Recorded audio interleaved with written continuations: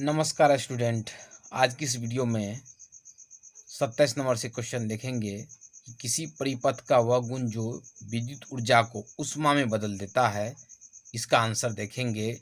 और हम एक बात कहेंगे, यदि ऑप्शन रट के पढ़ेंगे तो आप पास हो भी सकते हैं, नहीं भी हो सकते हैं, लेकिन ऑप्शन को समझ के पढ़ेंगे तो पास आप हो ही सकते हैं। ठीक है, इसका आंसर लेते हैं।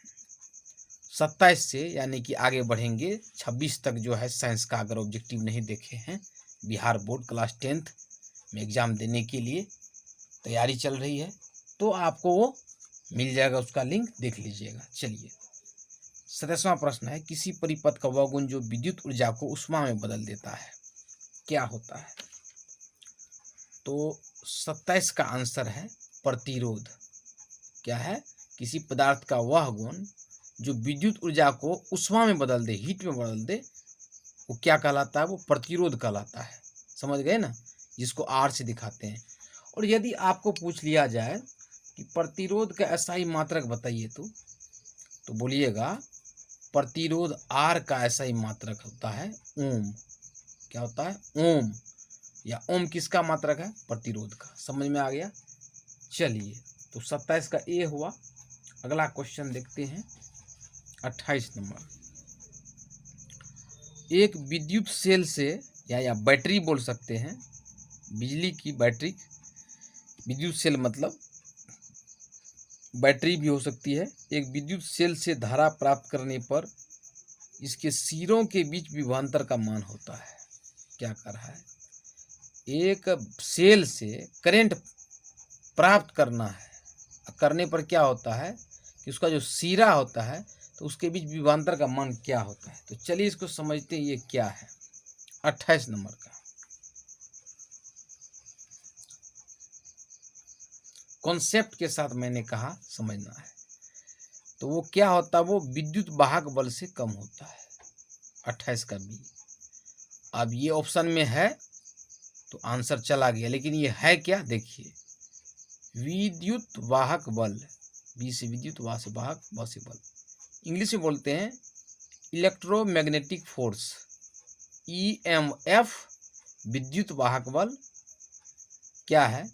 ध्यान देंगे कि एकांक आवेश या इकाई आवेश को, ध्यान दीजिए, पूरा करने में, यहाँ से पढ़ेंगे, एकांक आवेश को पूरे परिपथ में प्रवाहित करने में सेल या बैटरी द्वारा दी गई ऊर्जा को सेल का विद्युत वाहक बल कहते हैं। समझ में नहीं आया तो आगे हम देखेंगे। कह रहा है कि एकांक आवेश को पूरे परिपथ में प्रवाहित करने में जो बैटरी या सेल द्वारा दी गई ऊर्जा है ना, जो ऊर्जा लगी, वही क्या है? सेल का विद्युत वाहक बल है। ठीक है, और इसे ई से सूचित करते हैं। ई माने विद्युत वाहक बल। चलिए परिपथ समझा देते हैं। मान लेते हैं यहाँ पर ये कोई सेल या बैटरी है, ध्यान दीजिए, और ध्यान देंगे शुष्क सेल में आप देखे होंगे इस तरह का इलेक्ट्रोड होता है, बैटरी में नहीं होता है, जिस पर प्लस माइनस लिखा रहता है, प्लस और माइनस। तो प्लस वाला कहलाता है कैथोड और माइनस वाला कहलाता है एनोड। अभी दोनों खुट्टी है ना बैटरी का, क्या करेंगे? इससे एक तार जोड़ देंगे तो ये परिपथ हो गया, है ना। बैटरी के प्लस माइनस से तार जोड़ दिए तो ये क्या बन गया? परिपथ बन गया। समझ गए? तार जोड़ दिए तो परिपथ बन गया। अब इस बैटरी के अंदर में यहाँ पर क्या क्या है? प्लस और माइनस है, इलेक्ट्रॉन है, प्लस और माइनस चार्ज है, ये समझ सकते हैं। अब क्या ये माइनस चार्ज जो है यहाँ से इस परिपथ को होकर के इसमें आएगी, ये चलता रहेगा, ये माइनस चार्ज। तो परिभाषा को समझ लेते हैं, ये क्या है? ये माइनस क्या हो गया? आवेश हो गया, ठीक है, ऋण आवेश। और प्लस जो यहाँ है ये क्या हो जाएगा? धन आवेश। तो यही हुआ एकांक आवेश। ध्यान दीजिए, इस बैटरी में जो माइनस देख रहे हैं, एकांक आवेश को पूरे परिपथ में यहाँ से लेकर के तब न करंट पास होता है। तो एकांक आवेश को इस परिपथ में प्रवाहित करने में बैटरी द्वारा, सेल द्वारा जो ऊर्जा दी जाती है, बैटरी द्वारा जो ऊर्जा दी जाती है, यानी कि इस, देखिए ध्यान से, ये जो इलेक्ट्रॉन है ये जो माइनस चार्ज है ना, ये हो गया एकांक आवेश। इसी आवेश को यहाँ से लाने में जो ऊर्जा लगी है, ठीक है, इस बैटरी द्वारा जो ऊर्जा लगी है, इसी ऊर्जा को यहाँ से यहाँ इसमें लाने में, इसी को कहते हैं हम लोग EMF कहते हैं, विद्युत भाग बल कहते हैं। समझ में आ गया? तो ये है। अब यहाँ से फॉर्मूला देख लीजिए। विद्युत वाहक बल को E से दिखाते हैं, ये होता है W/Q, यानी कि जहाँ W क्या है, कार्य, Q आवेश, तो E बराबर होता है कार्य बटा आवेश। विद्युत वाहक बल बराबर कार्य बटा आवेश। कार्य बटा आवेश, इस पर सवाल आ सकता है। और कोई पूछ देगा कि विद्युत वाहक बल का दिशा क्या होता है, तो इसका जो दिशा है वो ऋण इलेक्ट्रोड से धन इलेक्ट्रोड की तरफ होता है। यानी ये जो माइनस देख रहे हैं, बैटिक पे माइनस लिखा रहता है, देखे हैं ना बैटिक पे, तो माइनस से प्लस की ओर होता है। ये जो दो खुटी देख रहे हैं, अंदर में दो इलेक्ट्रोड है, ये है ना, बैटिक में नहीं देख रहे हैं, दो गो रहता है ना बैटिक में पोल, तो ये जो है ये इलेक्ट्रोड माइनस और प्लस, ये दोनों इलेक्ट्रोड है। तो दिशा होती है ई की, विद्युत भाग बल की, ऋण से धन की ओर। समझ गए, है ना? तो जो ऊर्जा लगी एकांक आवेश को पूरे परिपथ में प्रवाहित करने में सेल द्वारा, वही क्या है, EMF। चलिए अगला क्वेश्चन देखते हैं। समझ में आ गया? तो 28 का क्या है कि एक विद्युत सेल से धारा प्राप्त करने पर इसके सिरों के बीच जो V का मान होता है वो क्या होता है, विद्युत भाग बल से कम होता है। विभवांतर का मान जो है EMF से कम होती है, EMF से कम होती है। अगला क्वेश्चन है तो 29 नंबर, अनवीकरणीय ऊर्जा स्रोत क्या है? तो अनवीकरणीय ऊर्जा स्रोत क्या है, चलिए दिखा देते हैं। वैसे तो याद रखिए जो वर्तमान में है लेकिन कभी खत्म हो जाएंगे। सीधे आंसर समझिए कॉन्सेप्ट के साथ, ऐसा क्वेश्चन रिपीट होता रहता है। चलिए तेजी में देख लेते हैं, ध्यान से। कह रहा है कि अनवीकरणीय ऊर्जा स्रोत, ऑप्शन ए जा रहा है, कोयला है, पेट्रोलियम, प्राकृतिक गैस। इन तीनों में से कोई होगा तो क्या होगा, अनवीकरणीय। कौन कौन? कोयला आंसर होगा, पेट्रोलियम, प्राकृतिक गैस।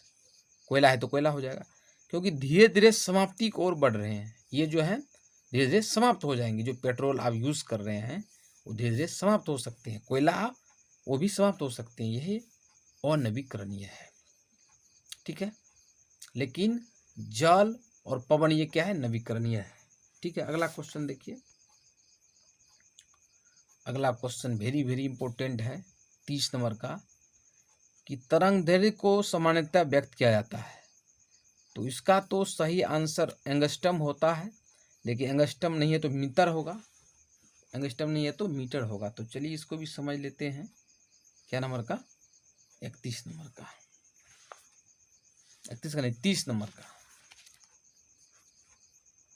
ध्यान दीजिए। देखिए तरंग दैर्ध्य के लिए जो मात्रक है वो एंगस्ट्रम होता है, और एक एंगस्ट्रम यानी ए ऊपर में यहाँ पे छोटा सा डिग्री है, वो होता है 10⁻⁻10 मीटर, लास्ट में मीटर लगा हुआ है। लेकिन अगर क्वेश्चन में एंगस्ट्रम नहीं हो तो तरंग दैर्ध्य का जो मात्रक है वो मीटर होगा। क्या होगा, मीटर होगा। तरंग दैर्ध्य है क्या, समझ लीजिए।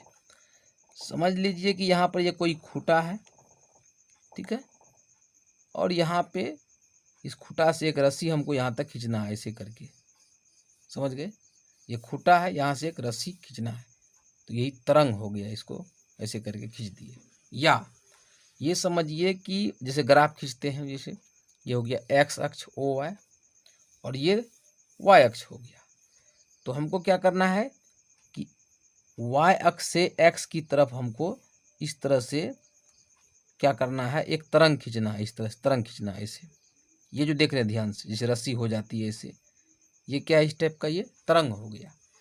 अब यही है तरंग का जो ऊपर वाला जो उभरा हुआ भाग है, ऊपर वाला ये भाग, जितना भी ऊपर वाला देखिए जो ऊपर गया है, जैसे रस्सी को ऐसे आप कर सकते हैं, तो ऊपर जो गया है उसको हम लोग श्रिंग बोलते हैं। क्या बोलते हैं, श्रिंग। और ये जो नीचे झुका है ये ऐसे, फिर यहाँ से झुक के फिर यहाँ नीचे जो झुका है ये कहलाता है गर्त। क्या कहलाता है, गर्त। यहाँ लिखा हुआ नीचे वाला पार्ट ये हो गया गर्त, ऊपर वाला ये हो गया श्रिंग। तो श्रिंग और श्रिंग के बीच की जो दूरी है इसी को हम लोग बोलते हैं तरंग दैर्ध्य।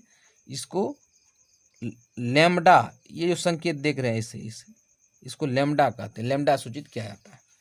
या नीचे में जो गर्त और गर्त के बीच, दो गर्त के बीच की दूरी जो है, ये देख रहे हैं डिस्टेंस, यहाँ से ईस्ट, यहाँ से यहाँ तक की जो दूरी देख रहे हैं, ये भी तरंग दैर्ध्य है। समझ गए? तो तरंग के बीच की जो दूरी है ऊपर वाले यानी कि ऊपर श्रृंग और श्रृंग के बीच की दूरी, या नीचे गर्त और गर्त के बीच की जो दूरी है यहाँ पर देख रहे हैं, ये भाग यही तरंग दैर्ध्य कहलाता है, जिसका मात्रक मीटर होता है। ठीक है, लेकिन क्वेश्चन में अगर आपको पूछ लेगा आवृत्ति क्या है, आवृत्ति का सही मात्रक होता है हर्ट्ज या HZ। ठीक है, अगर रहेगा तो अलग से बता रहे हैं। और एक HZ क्या होता है, एक दोलन या कंपन प्रति सेकेंड होता है, यानी एक सेकेंड में कितना कंपन हुआ, कितना दोलन हुआ, उसको हम लोग बोलते हैं 1 HZ।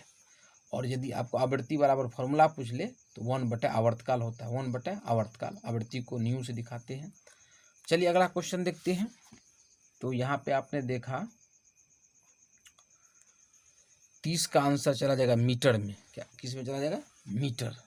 ठीक है, चलिए क्वेश्चन बैंक में आंसर गलत भी रहता है, ध्यान देखिए।